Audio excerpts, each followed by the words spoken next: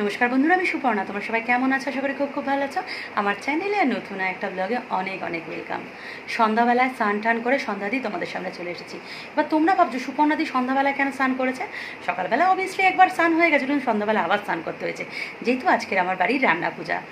তো রান্না পূজাটা একদমই করার ইচ্ছা ছিল না। গত বছরও দেখলে তো কত রকম প্রবলেম ছিল।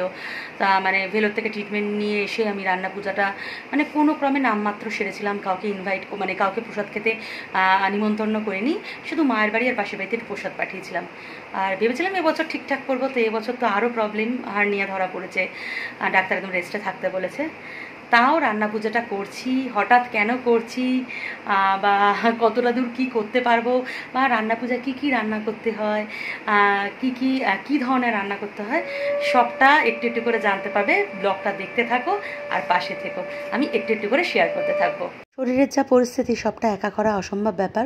হেল্পের জন্য মা এসেছে, আর এই চিংড়ি মাছটা গৌতম এখন নিয়ে আসলো অফিস থেকে ফেরার পথে, সাথে ইলিশ মাছ। আর এই চিংড়ি মাছটা গৌতম সকালে এনেছিল। জন্মাষ্টমীতে ঠাকুরের ভোগ ঠোক রান্না করে আমি যথেষ্ট অসুস্থ হয়ে পড়াতে গৌতম বলেছিল রান্না পূজা যেন না করি।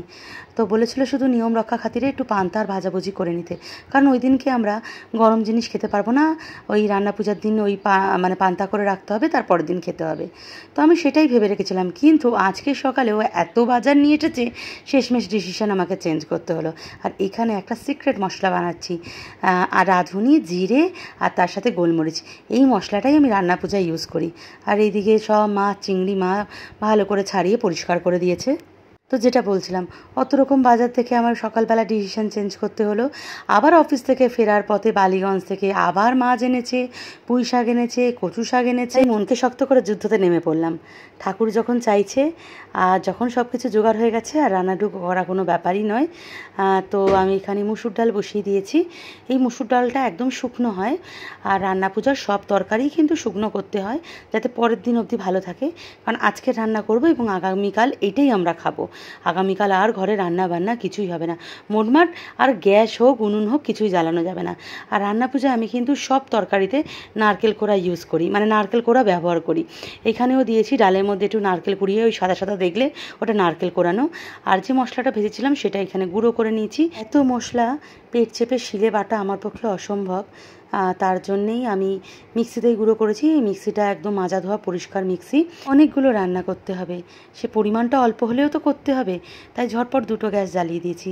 একদিকে ভাজা হচ্ছে, এদিকে ডাল শুকনোটা হচ্ছে। ডাল শুকনো হতে প্রায় আমার 1.5 ঘন্টা সময় লেগেছিল। আর এফবিতে পোস্ট করাতে অনেকেই আমার কাছে ডাল শুকনো রেসিপি জানতে চেয়েছো, তো আমি সময় মতো একদিন শেয়ার করে দেবো। তো ওইদিকে তো আমি রান্না বসিয়ে দিয়েছি, আর এইদিকে মা এসে প্রায় 1.5 থেকে 2 ঘন্টা হতে যায়। সব রকমের সবজি কাটতে বসেছে। মা চিংড়ি মাছ ছাড়িয়ে দিয়েছে, ইলিশ মাছ ধুয়ে দিয়েছে। তো মা কাটাকাটি করে দিল বলে আমি বেঁচে গেলাম, নাহলে যা অবস্থা হতো। আর এখনও রান্নাবান্না সবাই স্টার্ট হয়েছে, কখন শেষ হবে তার নেই ঠিক। আর এদিকে মা এখন কচু শাক কাটছে। কচু শাক শাড়িতে দাগ লাগবে বলে মা আমার একটা ছেঁড়া নাইটি গায়ের ওপর ফেলে এখন কচু শাক কাটছে। আর উৎসা ম্যাডাম ফোনে কথা বলছে। আমার মানে ব্যাকগ্রাউন্ড মিউজিকে তুমি উৎসা ম্যাডামের আওয়াজ পাবে গলার। আর এদিকে আমি একবার করে রান্না করছি, একবার করে এসে বসছি। ভাজাগুলো সব ছাকা তেলে ভাজতে হয়। কিছুটা আলু ভাজা হয়ে গেছে, এখনও কিছুটা আলু কড়ায় রয়েছে। আর থালাটা কেন ঘুরি ঘুরি দেখাচ্ছি বলো তো, যে ভাজা মশলাটা তোমাদের দেখিয়েছিলাম এই থালার চারিদিকে ছড়িয়ে দিয়ে তার উপর ভাজা তুলছি। এই ভাজা মশলাটা যে কোনো তরকারির স্বাদ দ্বিগুণ বাড়িয়ে দেয়। বিশ্বাস না হলে একবার এই মশলাটা বানিয়ে রান্নায় ব্যবহার করে দেখতে পারো। আর এদিকে মা উৎসাকে নিয়ে বাড়ি চলে গেল। মা অনেকটা আমাকে হেল্প করেছে আজকের। মা সবজি কেটে ধুয়ে কিছু বাসন মেজে দিয়ে চলে গেল উৎসাকে নিয়ে। উৎসা দিদার বাড়িতে রাত্রিবেলা খাবে, কারণ আমার এই রান্না শেষ হতে হতে কত রাত হবে তার নেই ঠিক। প্রত্যেকবার তো ভোর হয়ে যায়, প্রায় 4:30 5টা হয়ে যায়। তো এখন দেখা যাক কতটা কী হয়। মা ভাগ্যিস এলো, না হলে আমার যা প্রবলেম হতো বলার মতো না। মা অনেকটাই সামলে দিয়েছে, সব রকম সবজি মাছ টাছ দিয়ে দিয়ে। আর এখন অবধি গৌতমবাবু আসেনি। গৌতমবাবু অফিস থেকে এসে একটু বেরিয়েছিল। তারপর ক্লাবে আজকে একটা মিটিং আছে, যেহেতু আমি যেতে পারিনি ক্লাবে, গৌতমবাবু ক্লাবে গেছে আমার হয়ে প্রক্সি দিতে। এখন গৌতমবাবু আসলে একটু আমাকে হেল্প করতে পারবে। আর এই রান্নাটা এমন অন্য কেউ রান্না করতে পারবে না, আমি আর গৌতম ছাড়া। গৌতম আমাকে হেল্প করতে পারবে, কিন্তু অন্য কেউ রান্না করতে পারবে না। সবজি টবজি কেটে দিতে পারবে, কিন্তু রান্না করতে পারবে না। না হলে তো কোনো কথাই ছিল না, মাকেই রান্না করে দিয়ে যেতে বলতে পারতাম। 7 রকমের ভাজা আর শুকনো ডাল করতেই আমার অনেকটা সময় চলে গেছে। প্রতি বছর আমি অনেক দেরি করেই রান্না বসাই, যেহেতু আমার একা হাতে সব কিছু জোগাড় টোগাড় করতে একটু টাইম লেগে যায়। তো এবছর যেহেতু মা জোগাড় করে দিয়েছিল, সেহেতু আমি 7টা না, সরি, 7:30টার মধ্যে আমি রান্নাটা বসিয়ে দিয়েছিলাম। তো এই রান্নাগুলো কিন্তু একটু সময় সাপেক্ষ ব্যাপার, যেহেতু একদম তরকারিতে রস থাকে না, শুকনো শুকনো করতে হয়, তো অনেক সময় ধরে রান্না করতে হয়। আর এখন আমি রান্না করছি কুমড়ো, আলু, ডাঁটা আর চিংড়ি মাছ দিয়ে একটা চচ্চড়ি। প্রত্যেকটা রান্নাতে নারকেল আর ভাজা মশলা কিন্তু মাছ, যে ভাজা মশলাটা আমি বানালাম। ক্লাব থেকে এসে গৌতমবাবু আমার জন্য এখানে টেবিল ফ্যানটা সেট করে দিয়েছে, যাতে আমি হাওয়া খেয়ে খেয়ে রান্না করতে পারি।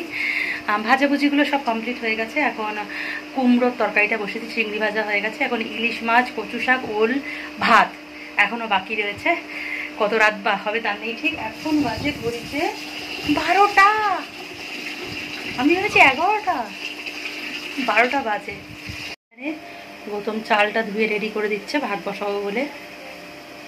বিশাল বড় ভুঁড়ি বাবা, গৌতমের গণেশের মতো ভুঁড়িটা টেনে নিল। আর এই কচু শাক আমাকে যে কী হারে কষ্ট দিয়েছে, সেটা ভিডিওটা দেখতে থাকো, বুঝতে পারবে। আর রান্না পূজায় ইলিশ মাছ আর কচু শাক হচ্ছে কিন্তু মেন আকর্ষণের বিষয়।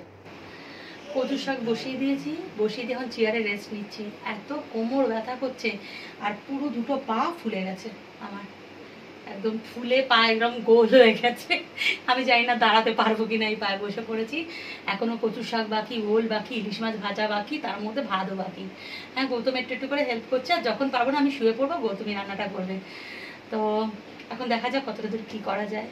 ছোটো থেকে রান্না পূজার প্রসাদ খেতে ভীষণ ভালো লাগতো, যেহেতু মামা বাড়িতে রান্না পূজা ছিল, কিন্তু আমার বাবার বাড়িতে রান্না পূজা নেই। আর বিয়ের পর দেখলাম শ্বশুর বাড়িতেও রান্না পূজা।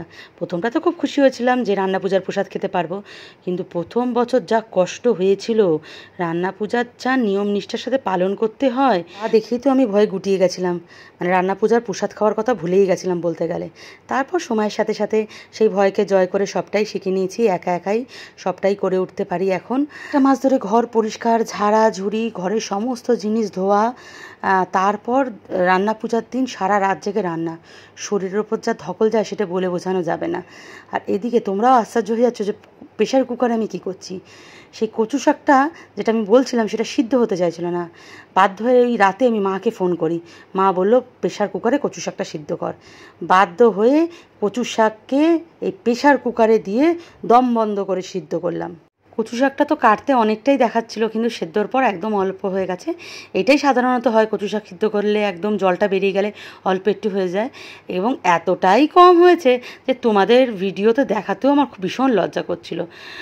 গৌতম কোনোবার এত কম কচু শাক আনে না, এবার কেন এত কম আনলো আমি বুঝতে পারলাম না। সবটাই হয়তো আমার শরীরের কথা ভেবে, যে আমি কতটা কি রান্না করতে আদৌ পারবো কি পারবো না, সেই ভেবেই হয়তো এনেছিল। তো এই কচু শাক খেতেই সবাই ভালোবাসে। আর তোমরা যারা রান্না পূজার প্রসাদ খেয়েছো তোমরা তো জানোই, এই কচু শাকটাই হচ্ছে মেন আকর্ষণ। আর এখন কচু শাকটা আমার রান্না হয়ে গেছে ইলিশ মাছের মাথা আর চিংড়ি দিয়ে। আর এটাই আজকের আমার রান্না পূজার শেষ রান্না, ওল, আলু, চিংড়ি মাছ আর তার সাথে নারকেল দিয়ে একটা শুকনো চচ্চড়ি। 2টো বাজে, রান্না বান্না একদম কমপ্লিট হয়ে গেছে। এদিকে ভাজা, এদিকে সেই শুকনো ডাল, এদিকে কুমড়ো, ডাঁটা, চিংড়ি মাছ দিয়ে একটা চচ্চড়ি, চিচিঙ্গে ভাজা, ইলিশ মাছ ভাজা, কচু শাক, এদিকে আরও ভাজা রয়েছে কাঁকরোল, আলু আর কাঁচকলা, আর এদিকে ওলের তরকারি, ওল চিংড়ি দিয়ে এটা তরকারি। আর এদিকে পান্তার ভাত হয়ে গেছে, শুধু জল ঢেলে দিতে হবে। রান্না তো কমপ্লিট হয়ে গেছে আমার। এদিকে গৌতম রান্নাঘর পরিষ্কার করে দিচ্ছে আর রান্নার বাসনগুলো মেজে দিচ্ছে। বললো তুমি কি আবার রেস্ট নাও, আমার পুরো পাটা একদম ফুলে গেছে, এমন অবস্থা, কোমর দিয়ে যন্ত্রণা করছে। তো সব থেকে একটা ভুল হয়ে গেছে আমাদের, একবার করে মনে করছিলাম কিন্তু কাজের তালে ভুলে যাচ্ছিলাম। সব করেছি, পায়েসটা করার হয়নি। আর এতটাই রাত হয়ে গেছে, আর দোকানও খোলা নেই যে দুধ বা চাল নিয়ে আসবে। গৌতমের একবার মনে পড়েছিল, তারপর ও আবার ভাবলো যে আমি করে উঠতে পারবো কি না আদৌ সব রান্নাবান্না, তার জন্যে আর ও এটা নিয়ে আর বেশি ভাবেনি। আর এখন আমার আফসোস হচ্ছে। যাই হোক, এইবারে যে ভাজা মশলাটা আছে সেটা আমি সব তরকারির ওপর ছড়িয়ে দেবো। এই ভাজা মশলাটা ছড়িয়ে দিলে কি হয়, অনেকক্ষণ তরকারিটা ঠিক থাকে, যেহেতু ওর মধ্যে রাঁধুনি আছে, জিরে আছে, গোলমরিচ আছে, একটা ঝাল, মানে একটা মশলার যে প্রত্যেকটা মশলার তো একটা গুণাবলী থাকে, সেই ক্ষেত্রে মানে যেহেতু কালকে সারা দিন এইভাবে খাবার দাবারগুলো থাকবে, এই মশলাটা ছড়িয়ে দিলে সারা মানে খাবার দাবারে কোনো নষ্ট হয় না, খাবার দাবার একদম ভালো থাকে। ইভেন আমার তার পরের দিন অবধি, মানে আগামীকাল পুরো সারাদিন খাবার পর তার পরের দিন অবধি আমার কিন্তু তরকারি একদম ভালো থাকে। এইটা আমার শাশুড়ি মার থেকেই আমার শেখা, এইভাবে করা, রান্নার এই মশলাটা তৈরি করে ছড়িয়ে দেওয়া। আর আমাদের প্রত্যেকটা তরকারিতে নারকেল দেওয়া হয়। আর আমাদের পিঠে বা চাটনি নেই, সবার তো এক একটা নিয়ম থাকে, আমাদের পিঠে বা চাটনি নিয়মটা নেই বলে বেঁচে গেছি, নাহলে আরও মুশকিলে পড়ে যেতাম। তো এখনই প্রত্যেকটা খাবারের ওপরই ভাজা মশলা একবার একটু করে করে ছড়িয়ে দেবো। শুধু যে রান্নার উপরে মশলাটা ছড়াচ্ছি তা কিন্তু নয়, প্রত্যেকটা চচ্চড়ির মধ্যেই এই মশলাটা ইউজ করেছি।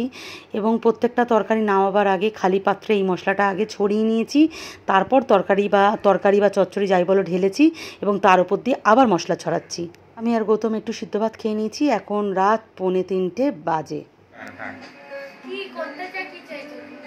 কিছু করতে চাইছে না, তুই যে জেগে আছিস এত রাত অবধি সেটাই, টিভি দেখছিস, তোর যে পরীক্ষা সেটাই।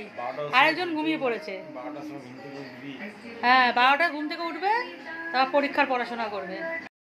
2:45 বাজে, এখনো কারোর চোখে ঘুম নেই, না মেয়ে না বাবা। তা তো বাবা কাঁধ হয়ে পড়েছে, মেয়ে এখনো চাঙ্গা, কারণ ও এখনো মুভি দেখবে বলে মনে হচ্ছে একদম ঠিকঠাক করে নিয়েছে। তেনু উইটস মানু রিটার্নস হচ্ছে, এখন ওটা দেখার একটা ইন্টারেস্ট পেয়ে গেছে, সেন্টিমেন্টাল আর জাজমেন্টাল করছে। বলছি বাবু মশারিটা টাঙিয়ে দে, এসিটা চালাই, একটু ঘুমাই।